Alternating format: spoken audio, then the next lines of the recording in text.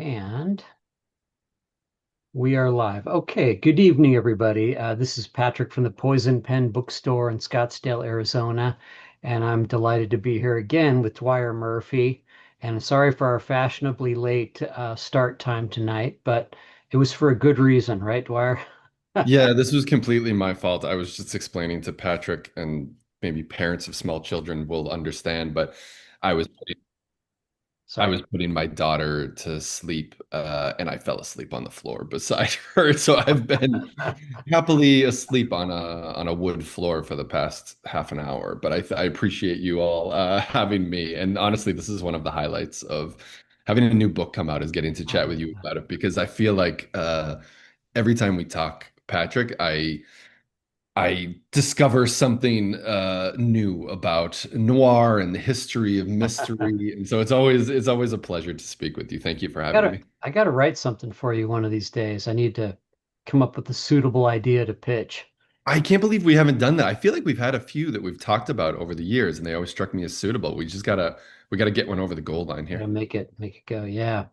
Well, Dwyer is the editor at Lit Hub's Crime. What's the name of the Crime Reads is, yeah. Crime Reads? I almost said Crime Spree. Crime Reads.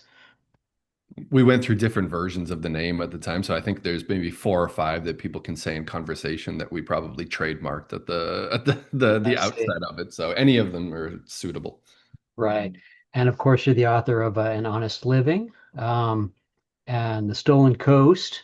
Right here's the paperback version. Thank you. And the brand new book that's coming out, House on Buzzards Bay, which is a terrific book. And Dwyer was kind enough to say, thanks for sending that. Yeah, we haven't received our copies yet, but I think the publisher sent them to you, maybe.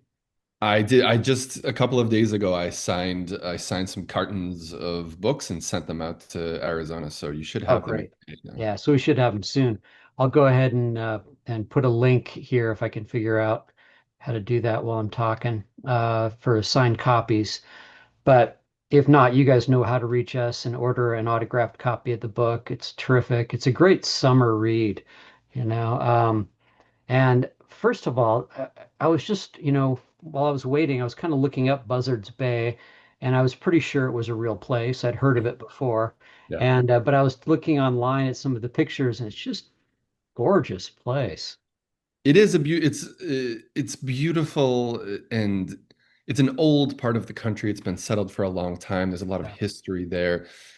But it's a large bay with this really proud seafaring tradition, but it's also just a beautiful place to be. There are different moments. I grew up in a town on Buzzards Bay, a town called Wareham, Massachusetts, and this story is set like The Stolen Coast was set in sort of a stylized, fictionalized version of that town. The town in this book we call Agawam, but it's sort of a fictionalized version of Onset, Massachusetts, which is a village on Buzzards Bay. And it's just one of those places that it's one of those landscapes and a body of water that I find kind of endlessly fascinating. One of the, like sometimes you're sitting and looking out at a mountain or maybe a river. I think everybody's got like these different geographical features and landscapes that they find enthralling. And for me, a bay, there's something about a bay in particular that I find appealing. It's kind of half contained and half wild. Right. And isn't it kind of one of the fishing capitals of the country, really? Yeah, so New Bedford is the big city on the south coast of Massachusetts, and people might recognize that name.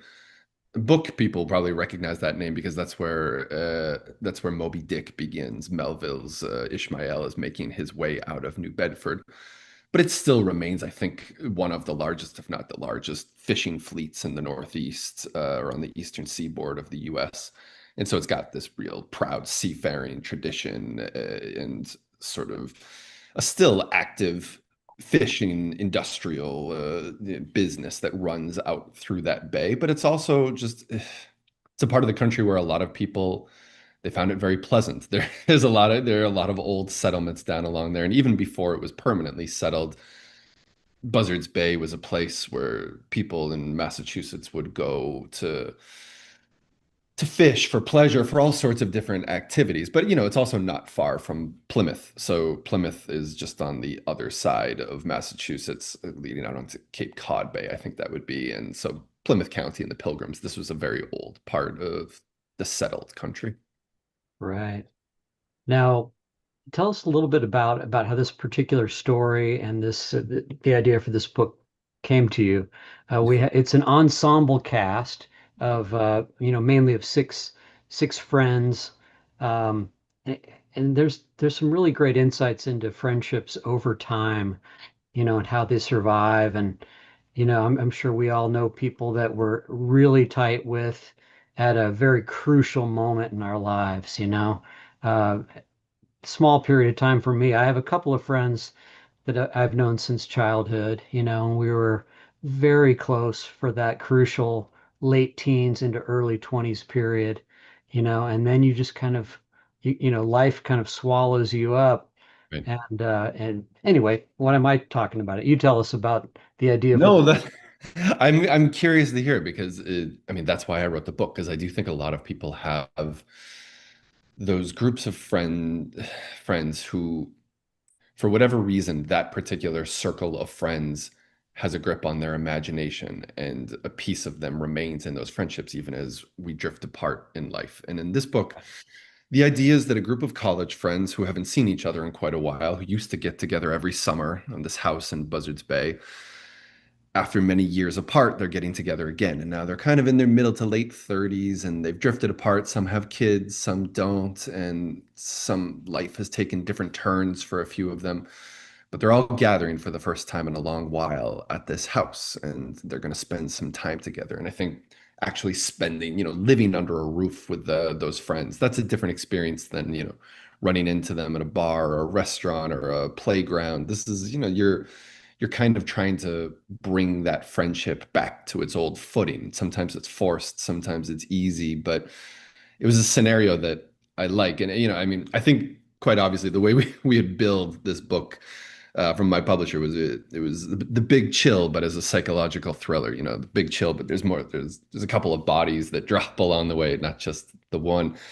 And I think there's something very appealing about the idea of those old friends getting together in one place and all the tensions and the secrets kind of come out. The since you're always one of the first stops on the book tour, sort of as a new book comes out, and I realize when I'm speaking with you, Patrick, that I often am telling some of these stories for the first time, or maybe, I love that. I've said them to my wife, but I haven't actually explained some of the impetus for these stories. But there is a very specific moment that I return to that I know was an initiating point for this story. So this is what happened, basically, and this is a little odd, so just bear with me for a second.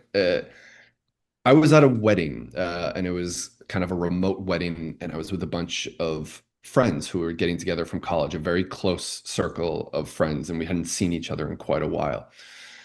We were at this wedding, and I think things were we just weren't finding that old footing. It didn't feel like old times being together. It was nice to be together, but it just didn't feel quite right.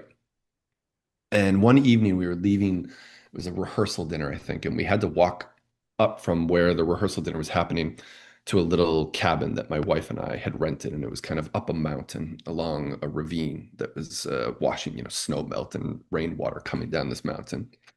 And we were walking with a guy who is and was and is an extremely close friend of mine, one of my best friends in the world. And he was going to stay at the cabin with my wife and me.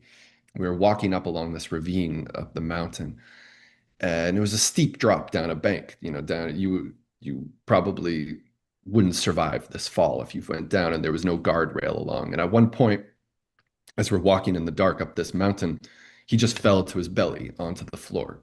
Complete bout of what I thought was vertigo, and then I realized after a little while it was a panic attack, a real full-blown panic attack. And after a couple minutes, he kind of brushed himself off. He got up, and it took him a little while to recover. But as we were walking up the mountain afterwards, he was struggling to put into words what had happened in that moment. And he finally told us that what had happened was an overwhelming certainty had come on to him And the certainty was that my wife and I had taken him there to kill him, and that we had done this as a psychosexual game. Like we had taken him to this mountain in this moment to kill him, to get off. And it was such a bizarre thing to be told, a bizarre notion. And I couldn't figure out what strange, twisted energy am I putting out into the world that my best friend would think this of my wife and me. And it's still Okay. one of those unexplained, it was a crazy thing, but in that moment, he really believed it. And that was the beginning of this novel. Really, Wow. that I, was when I decided I I, was going to write this kind of story. I was wondering if that scene came from real life in the book, that happens to Rami, right? I mean, that's, Right. Right. It happens to Rami. And it was just, it was such a strange thing. I don't think we've never borne any ill will against him, and we would never hurt him. We both love him dearly, as much as portrayed in the book.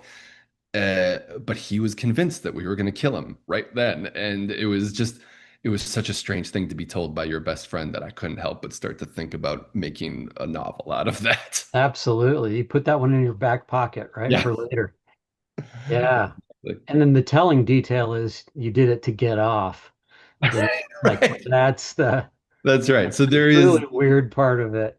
yeah, prepare. Right. That was the extremely weird part, that anybody would do that to get off, and that he would think we would to him. It's not something you're told many times by your best friend, but when you are, yeah, you bank it away for for future use. You can't help it. Yeah. I know, it's interesting with old friends. It's like a minute ago you said that you carry some of yourself forward in them. And God, that's so true because you think about this, I don't know, you almost see reflected in them your own frustrations, your own Right. failings, maybe this dream of if you were both in your youth, you had all these dreams and visions of what you were going to be uh and it doesn't, life doesn't always follow Yeah, that. and when that happens to you, I mean, it feels like a natural continuum, right? It doesn't feel like a disappointment. It just feels like, well, these are the twists and turns my life Yeah, has taken, and I'm rather satisfied with them, and I feel good day to day, hopefully.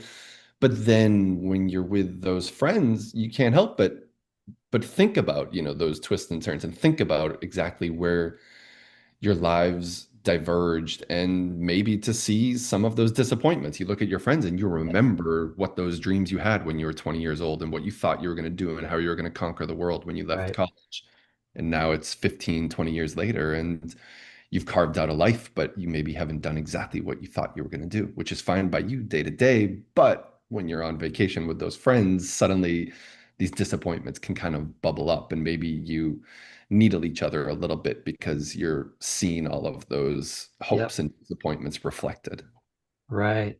And all of your own insecurities that you had, when you were 16 or 17, Right. that when you're really young, you're more ruthless about exploiting in the other people, you know. Right. There are certain friends we all have, right, that you can sort of be ruthless, and that can be fun. Maybe that's the dynamic of the friend group. And like I find that with my friends now, I'm sort of, most of my friends are young parents, or, parents that of young kids that I have met in that context. And Yeah, I would never attack them, or, needle out their insecurities in the way right, I would with those friends that I was so close with when I was 20. I would never do that now, but there's something about, we still hold on to some of those same vulnerabilities that we had when we were for 16 sure. or 20, right? Definitely. Well, let's talk about. I'm really curious as to how you assembled your cast of players. Um, will your do your real friends recognize themselves in here, or are they? Some of them will, and I, in fact, so first, the narrator's wife is just a version of my wife, and the You lucky bastard. and the best friend is, a version of my best friend. And so for a couple of the characters whose lives the details of their lives and physical appearances I basically took from life, I basically write the novel and then ask for forgiveness. But what I try to do is I let them switch their names at the last minute to whatever they want, and I give them carte blanche. My wife is now regretting that she chose Valentina as her stand-in name this because it's too close to Venezuela, which is where she's from and where the character is from, and so it gets repeated a couple of times. It sounds odd. She regrets that. And Rami was just changed from my friend. He chose his son's name, which I thought was a funny decision because some really messed up things happened to and with Rami. I thought he might want to distance himself from that character a little bit, but no, he chose his son's name to give to that character. That's great. And that The rest of is the cast The rest of the cast came together. I honestly, it's probably amalgamations of several friends. There are probably six or seven people that I condensed down to two for the purposes of fiction, but I have a feeling that a lot of people will recognize pieces of themselves in these characters, and hopefully nobody will hold any grudges against me for which of them dies and in what fashion or disappears or passes. Hopefully nobody gets too angry about that. But I took a lot of different pieces and different, not just different pieces of people, but of my dynamics with those people, people that I have rivalries with or intimacies or friendships or shared memories with. I packed a lot of those into just two or three characters. right. And let's see. So we have Maya and Shannon. And Yeah, Shannon, I didn't even change the name, I realize now. I really, hope she doesn't mind. I use her name in every book for some reason too. Again, somebody I ask forgiveness of later.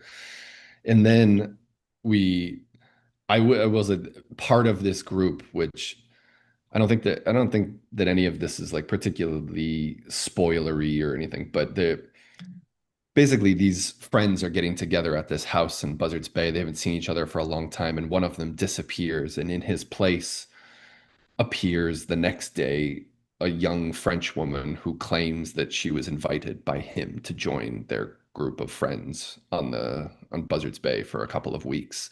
And this is kind of a mysterious thing that has never actually happened to me. I don't know if anybody out there is thinking, "Oh, of course, yeah, you're on vacation, and sometimes a young French woman shows up at the house and asks for a bed for a couple of nights." But in this book, I wanted to feel extremely strange and odd, and her presence begins to, before she shows up, the seams of these friendships are beginning to tear slightly. And once she's there, I think everything kind of comes undone and unmoored a little bit, and everybody becomes extremely unsettled in the house.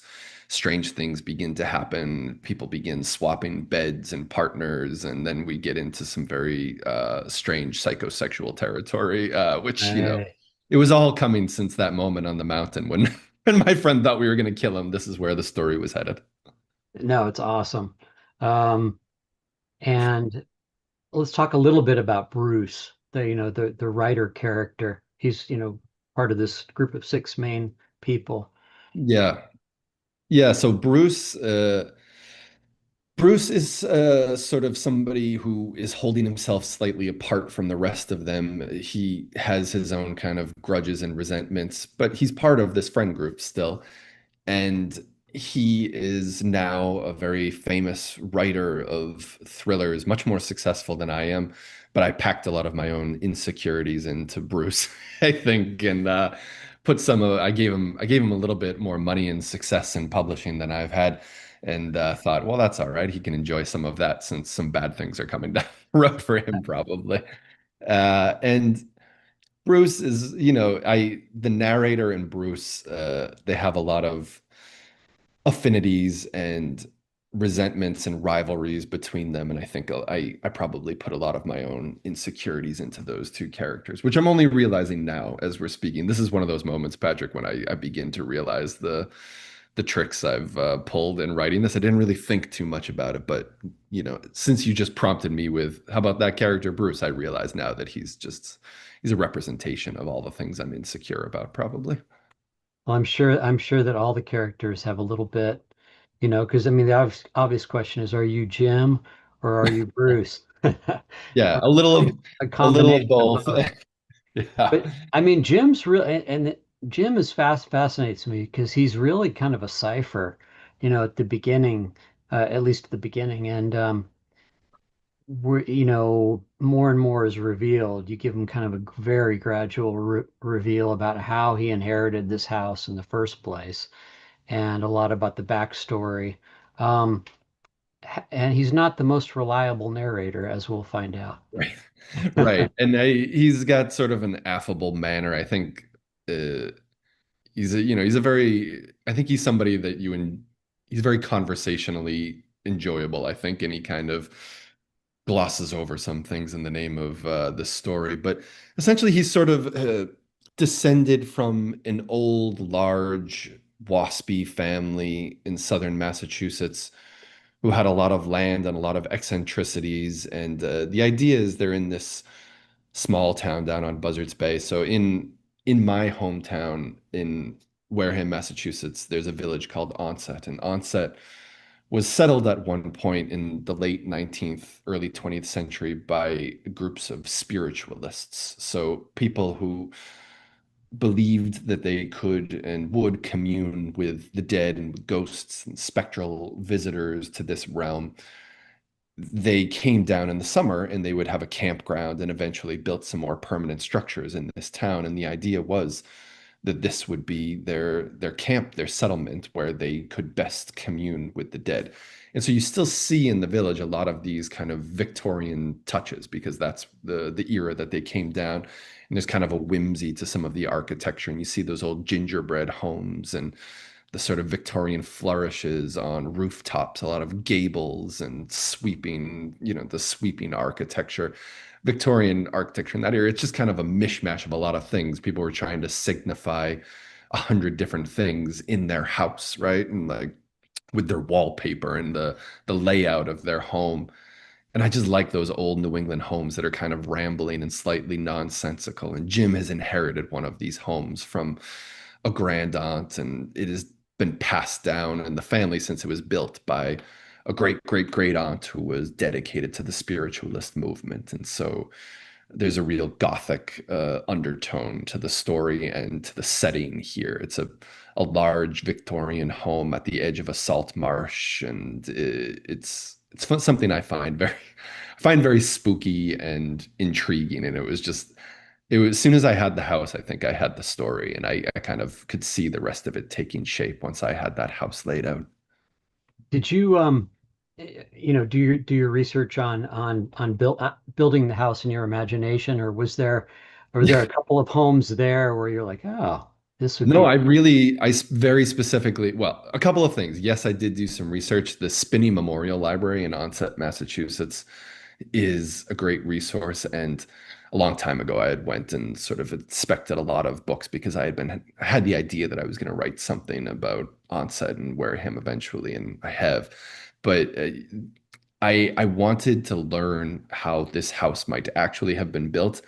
And then I wanted it to get kind of weird. I wanted it to feel like I know this is maybe betraying too much because maybe as a writer you should just say, well, I know exactly the layout of the house and I had a big drawing and the blueprints up on my wall, but what I wanted was for the house to not quite make sense. I wanted it to feel slightly larger than was reasonable and for readers to feel like they were occasionally being told something wrong about the house or that they had misunderstood something before, almost like that there was another floor that they had forgotten about, that it was 4 stories instead of 3, or there was a basement right. they hadn't thought was there, things like that. I wanted there to be these slightly uncanny touches about it, and for it to feel a little larger than life. But that's kind of a tradition of Gothic fiction, right? Sure, That's absolutely. Manderley or Turn of the Screw, or that's one You of these, bet. right? That's like just this feeling that the house is a little dynamic in a way that a house should not be. Well, I I brought this up with a lot of different writers over the years. Just this notion that, physical places where violence has occurred, maybe, or Right, where you go to a Civil War battlefield, or you go to, I get the feeling down in Bisbee, Arizona, or some of these mining towns where lots of labor violence has occurred. right. And there's just something about it. I'm sure it's all in your imagination, but it's like it comes up through the floor, and do these homes and dwellings, possess some sort of residue of the stuff that's happened in the past. It's an Right. interesting thing. I mean, and that's what the spiritualists believed. They thought Yeah. certain landscapes and structures had that power, right? So in Onset, in the real Onset, and in the fictional Agawam, at the old spiritualist campground, they've built what they call a wigwam, which was kind of they built these structures that they said were modeled on old Native American designs. The Wampanoags had used this area as a fishing retreat in the summers before others settled there, and they the spiritualists believed that the Wampanoags believed that these were sort of sacred grounds, and perhaps they were. And sometimes I think subsequent events and traumas and tragedies can then create a new feeling to those places. And yeah, I've always felt that there. I think everybody must feel, right, that there are certain places that just have that energy that can't be denied. And I'm not, I don't know. I've been wrestling as I wrote this book with my own beliefs. Have you ever had one of those casual conversations with like a relative or a spouse where you suddenly find out whether the two of you believe in ghosts? And sometimes the answer can kind of surprise you. And I think it surprised me when my wife and I were discussing. I think she just assumed that I don't believe in any of this stuff. And I think maybe I assumed some of that too. And then I thought, as I'm speaking it, no, of course I do believe in ghosts. I Yeah, do, yeah. right? So sometimes these things can catch you off guard. But to me, it seems very plain that there are other spirits amongst us. But it hadn't occurred to me until I wrote this novel. I think that was How so. interesting. Yeah. So you really explored your own psyche while writing the book. Yeah, and I have a lot of in the book, the characters begin, once the sexy young French woman shows up and makes them all come a little undone, a lot of them they begin having what they think are dreams about going out into the salt marsh and doing horrible or wonderful things at night. And to me, there are certain landscapes that just are electric in that sense, and a salt marsh is always one for me. There's something about I grew up in a town with a lot of salt marshes. I live just down, from a mangrove right now, which is essentially a tropical salt marsh. But there's just something about the place where the ocean meets land and all of the things that are dying and growing in there in a given moment, which is, what gives it the distinctive smell and the distinctive texture. But a salt marsh to me, maybe this doesn't mean much to people in Arizona, but a salt marsh to me is one of the creepier and more poignant landscapes I can think of. Interesting. Sounds almost like all the mythology in Ireland about the peat bogs. The bogs, yeah, exactly. Bogs. One of my colleagues loves bog bodies, and she was hoping that this was a novel with bog bodies. It's like, well, it's not quite the same, but it's close. You're right. With those spiritualist camps, was there were they staid Victorians who were just hoping to commune with relatives who'd passed away, or was there a hedonistic, bacchanalian vibe Right. to There it was as well? there were strands of both, right? And like that's the thing about I think spiritualists, we often assume a couple of things about them. A lot of people think were that maybe they're connected to like modern day soothsayers because you do have mediums who work in that tradition, right? And they're trying to contact the dead. I think what's one of the interesting things about spiritualists is a lot of them believed that they were part of the Enlightenment, it's one of the reasons why they took, like spectral photography. They were trying to take Yeah, pictures of ghosts and do these things because they believed, and to me, it seems like a plausible, if not reasonable, belief that science would prove them out and that the new scientific techniques and new technology would prove their beliefs true, that there were other presences amongst us and that they could be reached or communicated with. And so some of their eccentricities were almost the eccentricities of like a 19th century tinker, somebody who was like in a basement trying to invent things, right? Like they were hmm, trying to build and invent and find they were trying to discover these ghosts. It wasn't quite a religion. It was something closer to like these people who were seekers. So I think there were a lot of different beliefs there, but no, I don't think of it as a particularly staid group. And you also saw some of this phenomenon in England at the like these bathing communities and people who believed that going to the sea and stripping down and going into the water had healthful benefits, if not spiritual benefits.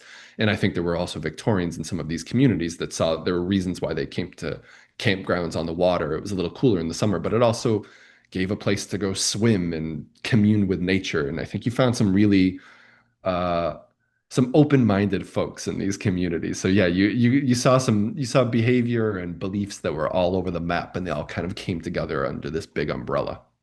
They weren't Puritans, I'll say that. Right. It's such an interesting time period. I mean, because I think of the spiritualist movement, like Madame Blavatsky and Right. all those, like all the like 18. I think of it as the turn of the last century, like Right. And it's the kind of people Sherlock 1890s. Holmes is debunking or something, right? Like, yeah, it's Exactly. And what was I going to say? This just came up the other day with Conan Doyle, apparently, right. with He was a losing big, his. yeah, he was both it's interesting because he was at once a believer in ghosts and specters, but often gave his character, his most famous character, Sherlock Holmes, the job of debunking charlatans who were taking advantage of beliefs in people such as himself, right? It's Mhm. to me it's a really interesting paradox. Maybe not a paradox because it seems reasonable enough because if he believed in these things quite sincerely, of course he would want his great champion to be debunking the fraudsters and charlatans out there who are giving his beliefs a bad name, right? But he Right. seemed to have these very sincere beliefs and desires to communicate with very specific people. Right. Didn't his son die? Right. And And he he was, famously wanted, and, which is a lot of the spiritualist movement was that desire to, it flared up after certain like wars or pandemics where, yes. people wanted very badly to see their children who had died in a war, so, or had died of fever, and they wanted to see those children again, and they were willing to do a great deal for the faintest possibility that that could be true. I'm making it sound as if this novel takes place in the turn of the century in the spiritualist movement. It doesn't, but it's located in this town where that drew those people in a very large way, and I think still exudes some of that otherworldliness. That's how I've always felt about that area of Onset, Massachusetts, or this fictional Agawam, Massachusetts, that it draws a very particular kind of person to that Was place. it witchy too? Were there a lot of witches there? No, they do still have, I mean, so the Spiritualist campground still does have mediums who work there and they'll have different festivals. It doesn't seem witchy to me, but then again, I don't know. And I realized as I was discussing this with my wife that I do believe in witches and witchcraft as well. So I don't know.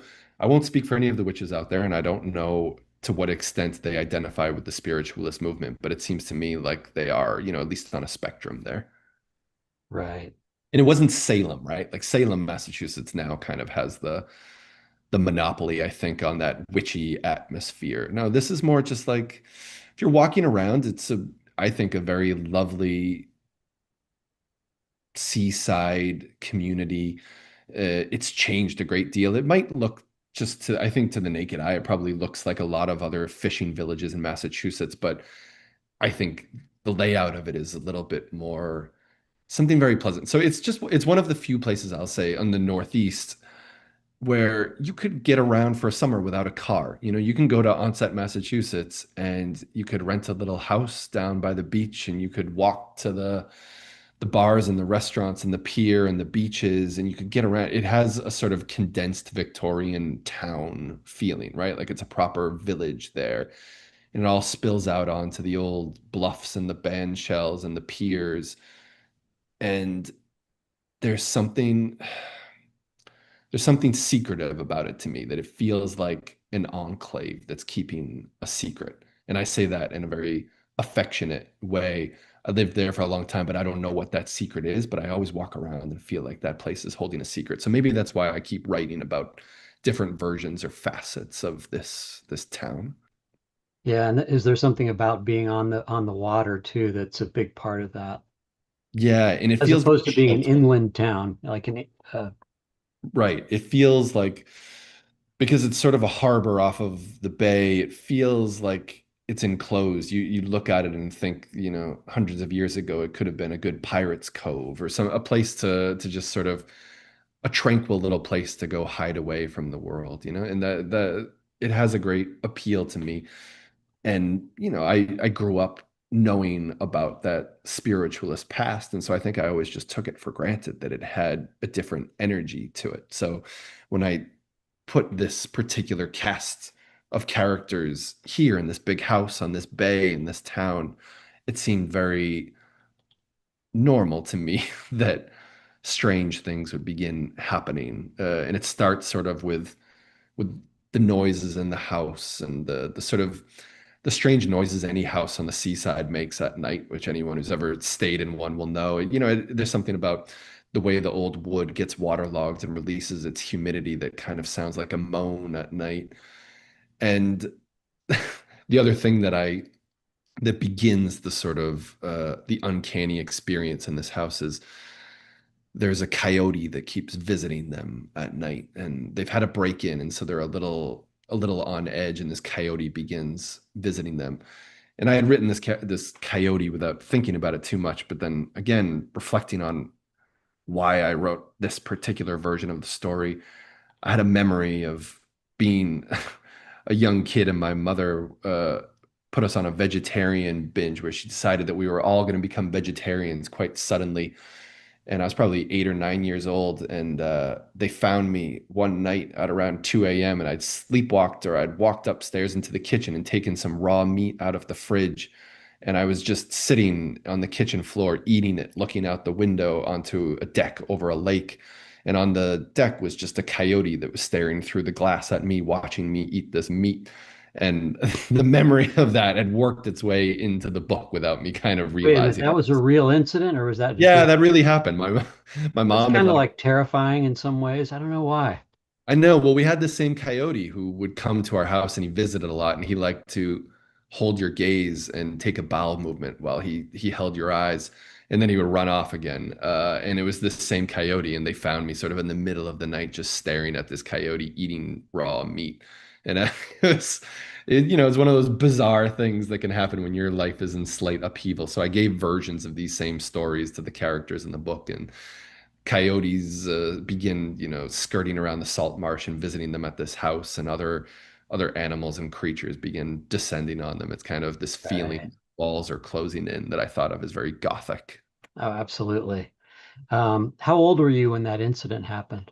I think I was 8 or 9. That's my memory of it. I probably add, I make myself a little younger every time I tell the story now to make it more dramatic. But my mom was the health and sex ed teacher for this town in Massachusetts, and she was always kind of had interesting theories about what we would do as a family to be healthier. And it sounds like we were Victorians ourselves, but no, she was just, we went on some sort of long vegetarian kick for a while that she decided we weren't going to eat any meat, but they had left some meat in the fridge. And some part of my 8-year-old brain must have clocked that and came up at 2 a.m. to get my iron in.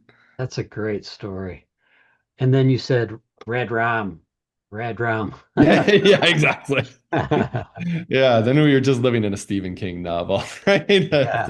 We'd gone over into Stephen King land. So what was it like were you born and raised there, or was that Yeah, well, where was I have to think. I was born in Brockton, Massachusetts, but the only place that I think of as my hometown is Wareham, Massachusetts. Yeah, and I keep writing versions of it. The last book, The Stolen Coast, was this town, Wareham, Massachusetts, also has a bit of a reputation as a fugitive haven, a place where people would go to lay low in the old seaside motels and work on a new identity before they needed to get somewhere else. And so I made that into The Stolen Coast. That became a bigger story surrounding that.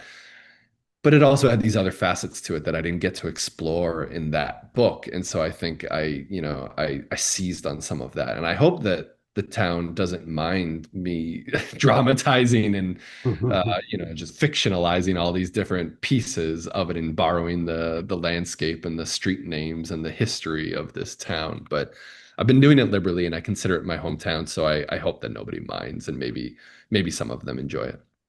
What was it like kind of growing up in that small town? I loved it. It was, I mean, I thought it was a great place. It's really this interesting little pocket. So on the south coast of Massachusetts, which it's funny, people from Massachusetts will sometimes correct me as though I don't actually know where I'm from, and they'll say, "Oh no, you mean the South Shore, which is a completely different coast in Massachusetts."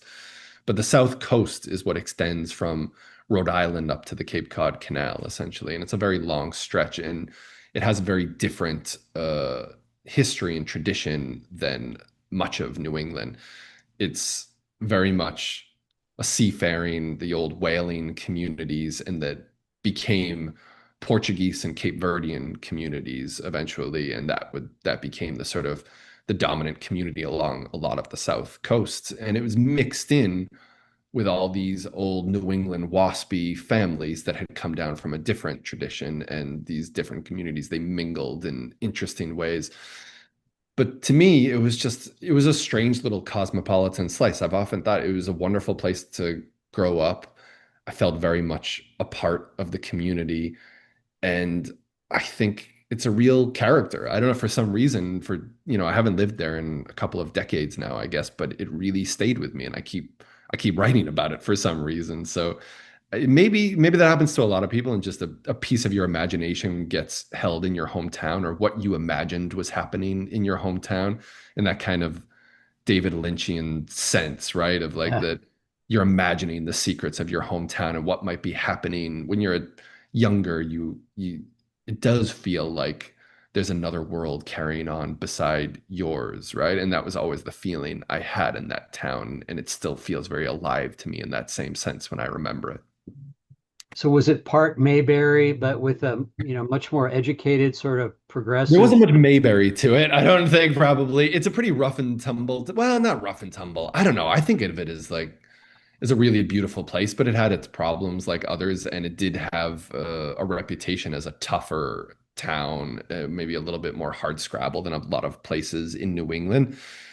But it was also beautiful and a tight-knit community and gave me a lot of support. I always felt I don't know. I every time I have a new book come out that's set in Massachusetts, I go back to Massachusetts and I find myself thinking about what it meant to grow up there and what it meant to me and what part of it stuck with me. And I do feel very much a New Englander and a Massachusetts person and a South Coaster and somebody who's from Wareham. It feels to me like there was an appreciation for education and community and a lot of these things that maybe have gone by the wayside in some places. But at least growing up there, it felt to me like a place that really supported everything I wanted to do. And I hope that I supported it to some extent too.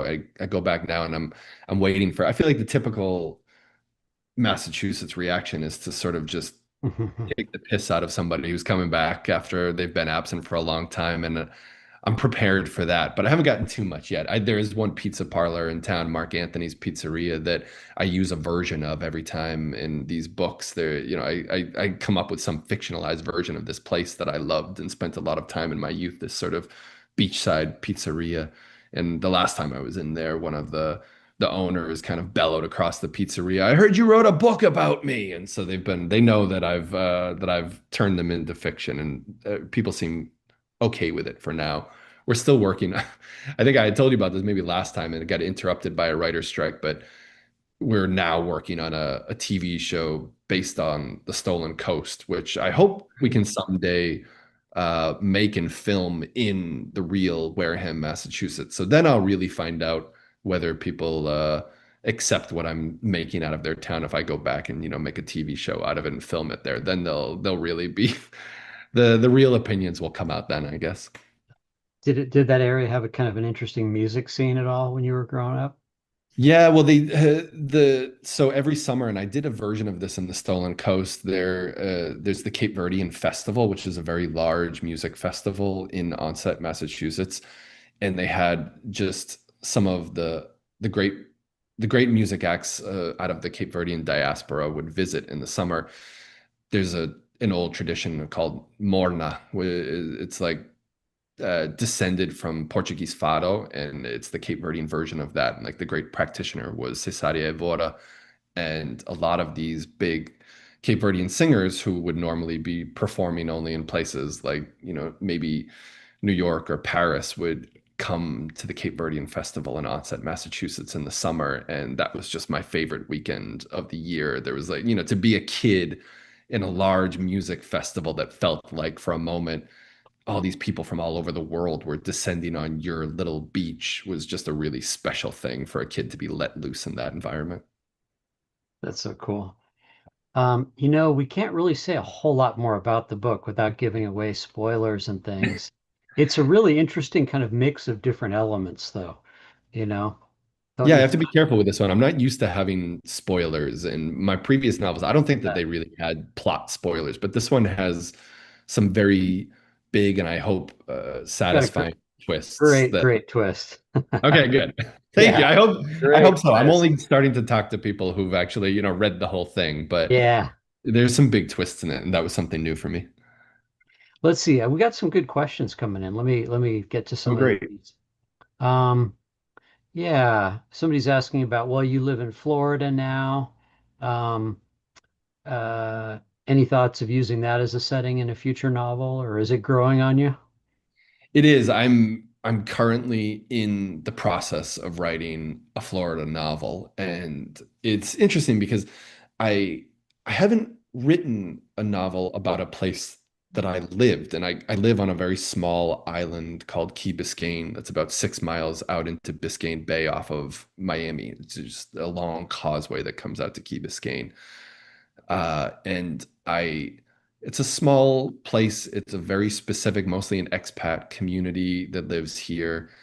And I have found myself drawn recently to the idea of writing a murder mystery set on this island. And so that's what I'm in the process of doing. But it's kind of a strange activity to be actively writing a murder mystery about your small community that you're currently living in, right? I'm trying to get ahead of that by just letting a few people know that I may kill them in the next novel or they may be the murderer and like kind of jokingly saying that, but it's the truth. And I am, I'm listening for a lot of strange stories that are happening here. So this is my first time writing a novel about the actual town where I live. I hope that Hmm, it doesn't burn too many bridges, but it's quite different, right? Than writing a Massachusetts novel. I do feel now like I have a handle on that. I wrote a New York novel, but Florida is its own strange beast. I think in Arizona, you guys have some of the same reputation or feeling of like a lot of people who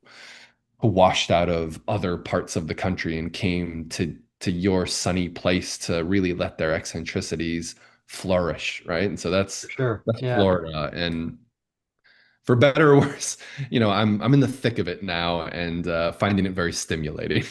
I'll bet. Yeah, well, of course, it has a wonderful history in crime fiction. The Yeah. state does. Charles Willeford, and of Yeah, course. Burnt Orange Heresy is one of my favorites. And it's funny because I think I've loved the crime fiction of Florida Yep. long before I ever imagined I would be living in Florida. In fact, like when we moved down here, I Carl Hyacin was my Bible, and I thought that's everything I knew about Florida. I from a Carl Hyacin novel before I moved here, and it's funny how I mean, obviously they're satires and they're big and they're wild, but you really see see where he gets his material from. I haven't had the pleasure of meeting him yet, but I would really like to because so much of his Florida rings true in such bizarre ways that Yeah. I got to meet him one of these days. I love all that Florida crime fiction. Have you read the new book, Fever Beach? I do. I have it on my bookshelf back there. I quite enjoyed it. Yeah, I was I reading haven't the new ones. Did you like that one? I haven't read it yet. It's cool. You know, It's I good.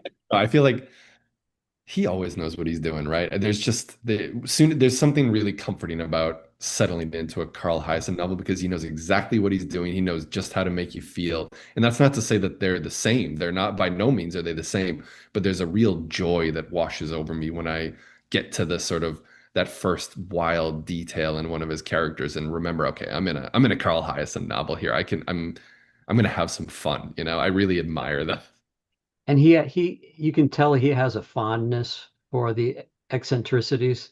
Right. You couldn't write about it if you didn't, right? Like, I mean, Yeah. obviously he's lampooning a lot of things and it's I happen satire. to agree with this political take too, which Right. which we don't have to get into, but Right, but it's so sharp edged and you can see that I don't know if it's that he I wonder, that's funny. Have you ever spoken with him? Because I do yeah. wonder, does he admire and appreciate all these things about Florida, or is it just like he must have a deep appreciation for humanity at large, and it is an extreme version of humanity here in Florida that he's awash in. Well, he's a journalist at heart. I mean, he Right. started as a reporter.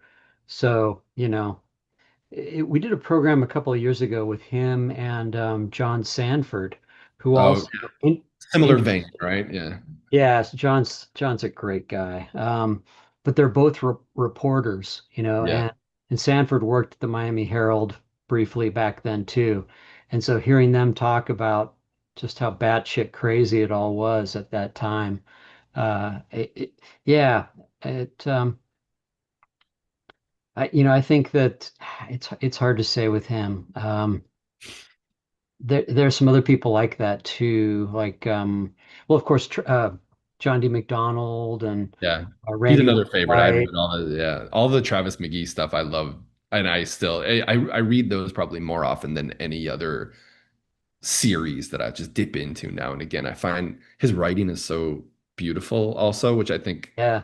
maybe people don't remember because they were such blockbuster novels and such, popular culture of the day that I think maybe his legacy isn't necessarily that he was a great stylist, or maybe it is, but to me, he's probably the best sentence writer, stylist of any crime novelists ever, I would say. That's my feeling about it anyway.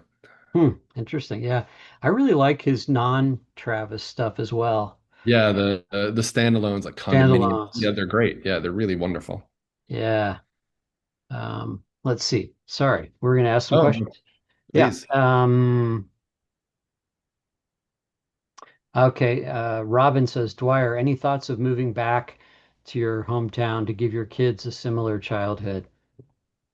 Yeah, so we had discussed, so my wife and I were discussing this recently because the distant possibility was presenting itself of if we do make a TV show and if we are able to convince somebody to film there, the great joy of that for me would be bringing my daughter back and I'll have two daughters at that point, but letting them have a slice of this unique part of American history. I would love to, but my wife is from Venezuela and my daughters have never felt the cold. Like they just don't know what cold feels like anymore. My older daughter was lived in New York, but she'll go back to Massachusetts and like she thinks 60 degrees is freezing. And so it So would do have we. yeah, right. So it'll have to be a very particular time of year if I'm to convince my wife and daughters that we're going to live in Massachusetts. But I would like to do it for a little while. I did because so I pitched it to my wife this way that if I'm going to make my living as a New England writer, which is not necessarily what I'm doing, but I've got a couple of New England books now that really we should live in New England for a little while and we should just go back to Wareham and live for a little while. And the conversation went nowhere. And she loves the place, loves the town too, but we got married there and she likes it in the summer. I don't think that she's ready for a winter there yet. So no plans just yet. What took you to Florida? So we came during the pandemic, or actually, so we came right before the pandemic began to bring our daughter down to see her grandparents who live down here. And we got stuck for a while. We couldn't travel with her on an airplane again. So we lived here for a while. We moved back to New York and we made it to a New York winter and we couldn't take it anymore. We were just bouncing off the walls, a little cabin fever. And we Yeah. suddenly came back down to visit and we just decided to stay. I think where we are in Key Biscayne in particular, my wife has a lot of family, and there are generally just Venezuelans and South Americans make up South Americans is by far the majority of the population on Key Biscayne, as far as I can tell. And we wanted to raise our daughters in a Latin enclave, essentially, and that's where we are, and we wanted to sort of be part of that for a while. So that's what took us down here and what's keeping us here now. And there's something nice about we walk around day to day, and my daughter, who's 5.5, is my sort of translator, both, linguistically and just the world. She understands this world better than I do. And I like to feel like I'm a slight outsider. It feels like, I'm living in Miami and technically, but I feel like an expat. And I like that feeling a lot. I like to be a slight outsider. Right. So your daughter's bilingual? Yeah, no, she's more comfortable in Spanish than she is in English, but that changes day to day too because she's at school and so she's learning to read now in English with me and then like Spanish with other people. So it gets complicated, but it's this real war between my wife and me because my wife only speaks to her in Spanish and I only speak to her in English. So day to day, whichever language she speaks better reflects which parent she loves more in our little battle. So Okay. All right. if her English is better on a Tuesday, then that means she loves me more. That's what I've decided. I don't know that's true, but that's how it feels. How's your Spanish? It's well, I wonder what my wife would say. It's not good enough for her. I get around day to day in Spanish. I can sort of I can still I can eavesdrop. I think that's an achievement with a language, right? You can overhear a conversation and steal some pieces of it. As a novelist, that's quite useful. But I do like to let everybody still think that I don't speak enough Spanish to know what they're talking about so that I can gather up the town's secrets. That's great. Stefania from Italy. She says, you talked about your friends and you've also put them in your story. It seems that your friendships represent something important for you. What differences do you see in the friendships you had as a teenager compared to those you now have as an adult? Yeah, that's such an interesting question. And I think probably a lot of people who moved from where they were younger, right? That they're in somewhere new, which is a lot of people. You do notice very different kinds of friendships. I think like a lot of people who are parents of young children, most of my day-to-day friends now are parents of my daughter's friends, and that's who we've become. But it's a different kind of intimacy. Like I always, it's funny because my wife has family here and she has close friends and she has people to confide in. And I do think that probably when I see my old friends from college, the ones I based this book on, or my friends from this part of Massachusetts, I confide immediately, almost like the act of expressing confidences, of telling your secrets and your true feelings. It's this thing that has been bottled up in me and that I needed to get out. So sometimes I can get it out by writing a novel, but sometimes I just want to see those friends Yeah. and share all these confidences with them. And I'm hungry for their secrets too. I keep like prodding them about how they really feel about their life now and day to day. And I Hmm. want to share things with me that they're not sharing with other people in their life. Maybe that's not a good instinct, but that's how I feel. And so when I see them, I'm always, after I see those old friends, I worry sometimes that I was too aggressive conversationally. Do you ever get that feeling like you've been with friends and then you kind of are chastising yourself afterwards, thinking I was too hungry for the conversation there. I was starved for it and I wanted too much out of them in that interaction. That's how I usually feel when I see those old friends now. Talking too much and not listening enough, kind of a Yeah, thing. exactly. Yeah. There is something, I have these two friends that that I've had, as you know, since one of them since I was like 13 years old, right? And there have been years of times, when we haven't been in touch, and but then it's like we just pick up where we left off, or maybe I'm just transported back to being 15 again. But Yeah. having somebody, I mean, we're almost exactly the same age. And so now it's like having somebody like that it's almost like you're going through life with them in a way that you can't get that from anybody else. It's like, dude, I Yeah. just had a prostate scare, It's, Right. oh shit. Uh, we refer to it Yeah, as, I'm grateful to like keep some of those friendships up because I think it's for I don't know, for certain guys who are into sports, the only way you're going to maintain some of those friendships over your life is to talk about sports, right? So I have a text group with three guys that I have been close with since I was 4 years old, and we text probably 8 or 9 times a day, mostly about the Red Sox, Celtics, Patriots, or Bruins, but also just about life, right? And like those are the people that I do feel what you're saying there, that like I'm going through life with them in this very specific way, and yet I don't know anything about their lives day to day in another sense, right? Like when right, right, right. something like that does come up, you suddenly realize, Jesus, I don't know. We mostly just text jokes about the Red Sox, and we make the same old jokes that we've been making for decades. But there's something very comforting in that, and I guess just if I'm being realistic, that I know that I wonder, maybe this isn't true, but I assume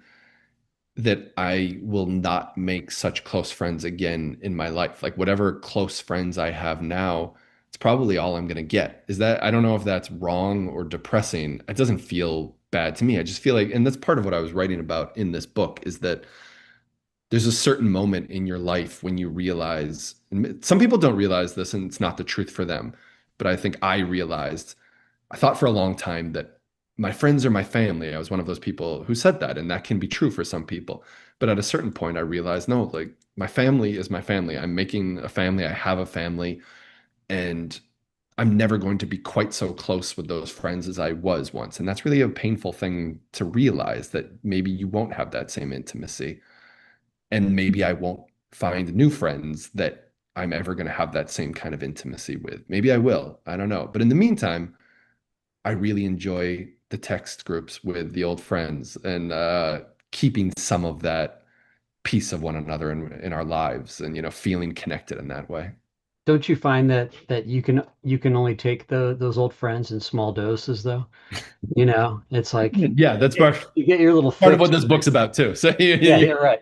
You get right. that little taste of it, and you're like, okay, you Yeah, know. I insulted some friends recently by somebody was trying to put together a vacation of friends, and we all have kids now, and they want to proposing a vacation. And I just kind of bluntly said, because I'm a little blunt, like, I don't want to travel with you. Are you crazy? Like, I'm All not doing right. travel with anybody. Certainly not like I travel with my wife and my kids now, and really that's it. I can't imagine being under a roof with anybody else. So no, for the sake of preserving our friendship, let's not go on that vacation.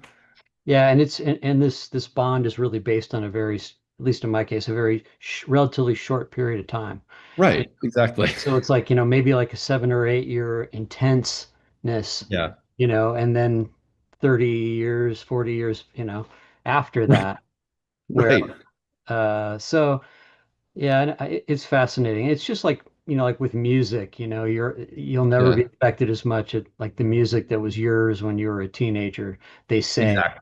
you Exactly. know. There's that Yeah. emotional place that you can never quite get back to. And in the book, that's what bothers the narrator as the chapters go on. I think there's obviously a lot of suspenseful things happening in mysteries, but the thing that's really nagging at the narrator is the feeling that he can't quite get back to that emotional place with these friends. They're all together under one roof, and he Yep. remembers what it used to feel like with them, and he can't get there. And Yeah. that's what really is eating away at him. And that's the real slow burn of the novel, I think. Right. And that's a good, there was a question I've been trying to find, where somebody was saying, that obviously you put a lot of yourself into this book. Was writing it therapeutic for you? And how did it feel when you finished it? Yeah, it probably was. I think because day to day, like a lot of novelists, I don't need much human interaction, but I sometimes think I don't need any because I've just got the book and that's what I'm interacting with. My wife points out to me that when I don't have a book that I'm actively working on and I don't have a lot of that human interaction, I become completely insufferable. But I think she encouraged me to write this book. I had written a fragment of it years ago and left off of it, and she was the one who said, "You should go back and write this book about your friends." And I think that she must have sensed that I needed to work through some of my feelings, not just about these specific friends, but about my friendships in general and where my life had taken me in the time since those friendships. So yeah, it must have been therapeutic. And because I'm sort of, an Irish New Englander, I pretend to be immune to therapy, but the truth is that like this was a version of it. And yeah, I needed to work some things out and kind of I needed some bodies to drop and some mysteries to unfold, and I worked them out in my own way. And there's some things that are burned down, I realize in the novel now, that I suppose is probably symbolic of the closure, that the things are burned in this and that they needed to end, right? Right, right. Let's see. Question is, will this book be published in Italy? I don't have an Italian publisher. If anybody knows any Italian publishers who are interested, one of my closest writer friends, Jonathan Lee, he's got a fantastic Italian publisher who treats him just like $1 million and really gives him the nice, when he's got a new book that comes out over there, they bring him over and his Italian publisher takes him all around to these wonderful little Italian towns where everybody in the village comes out to discuss his books with him. And honestly, I feel like I've failed as a writer because I've never been feted in Italy. I swear, I've told Yes, my it's a agent some thing. version of that. So please, Italian readers, just go, write letters to your local publishing houses telling them that you're clamoring for more from Dwyer Murphy because I want to come to Italy and see you. How about France? France, we do have, well, for this, I earlier books were published by Le Gospel, which is a great publisher based out of Bordeaux, but they publish all over France, obviously, and they put out these really wonderful kind of uh, cross-genre art house books, and they're just really beautiful little books. And they've put out earlier books, and I hope that they will publish The House on Buzzards Bay as well, because that was, yeah, I think as a writer, you want because you have certain affectations, you want to be published in Europe, to reach European readers, but also mostly just to feel like you can go to a European city and see your book sometime. Yeah. That's a special thrill. So I've got the French copies of some of the books on my bookshelf in a real proud place there. And I think maybe we have German copies, but we no Italian copies, and I would love to get some. So they'll go straight into my pride of place on my bookshelf if I can get some. Have your agent get on it. I know. I'll ask her. I'll ask her again. I want to come to Italy for sure. Yeah. Well, Dwyer, it's been really great talking with you. I'm so glad we were able to make it happen. Thank you so much. And thank you, Yeah, everybody, for waiting for me to wake up from the floor in my daughter's room, where I was semi-comatose for a half an hour. of But I appreciate so much that, you made the time for me and that course. We'd you love to see guys, you out you here guys in are the person. best. I love talking with you, and I love knowing that my books are in your bookstore. So thank you so much. You bet. Are you any chance of getting you out here in the future? I would hope so. And then I had a close relative who until very recently lived very close to your bookstore. Oh, Although I believe that my nieces worked at Trading Hands. Is it Trading Hands or Changing Hands, the Changing bookstore? Hands. Yeah, Changing they're the Hands. other big independent here in the valley. Yeah, and then they were living quite close to your store, and so for years I was trying to find a way to come out to your store and to be there, but now they've moved away. So I'm just gonna have to go on a big barnstorming tour of the West with you as my first stop, and then maybe we can go out to California after that. But yeah, I would love to come someday. And I don't know. I think the desert speaks to me as well. It's like a salt marsh or a bay. The desert is calling to me, so I want to come to you. It's a pretty magical place, A valley next to a desert. Come on, like that's. as Yeah. interesting as it gets to me. The lighting here is really fascinating. I could That take you out and show you some cool stuff. It'd be where the fun. bod where the bodies are buried. I know I know what Exactly. kind of tour I'll get from Exactly. Patrick and the Poison Bed. But I wouldn't come this time of year. Come in like Tell February me, man. or something I like know that. I'm headed to New York in a couple of days, and I think it's going to be 100 degrees when I get there. So one of these days I need to have a book come out in the winter so that I can make a good, civilized tour here. It's been brutal out here right now. Is Uh, it? Yeah, I'll bet. In Miami, it just never changes. It's always exactly the same as my feeling of it. It's just humid and hot all the time. But I don't know. Arizona, I think that heat would be a different kind of intensity, probably. would you rather be like flash fried or like broiled in your own juices and Right, exactly. just I've that? come to I've made my peace with the Miami humidity. I don't even notice it anymore. It's sort of elemental and assaulting, but I kind of like it. But I've Yeah. never really felt that desert heat, so I'm not sure how I would hold up to it. Yeah. Well, again, it's been great. Congratulations on the book. Thank Do you you so have your much. copy you could hold up? I wish I had one to. I have a copy here. Yeah. Such a fantastic cover. Isn't it great? Very evocative. Yeah, Yeah, it's got the birds and it's just a beautiful cover. They do such a good job. So I like this one. Hopefully it's eye-catching to people. definitely. Well, all the best. And thanks everybody for tuning in too online. We really appreciate it. Thanks everyone. Thanks, Oh, Patrick. good night.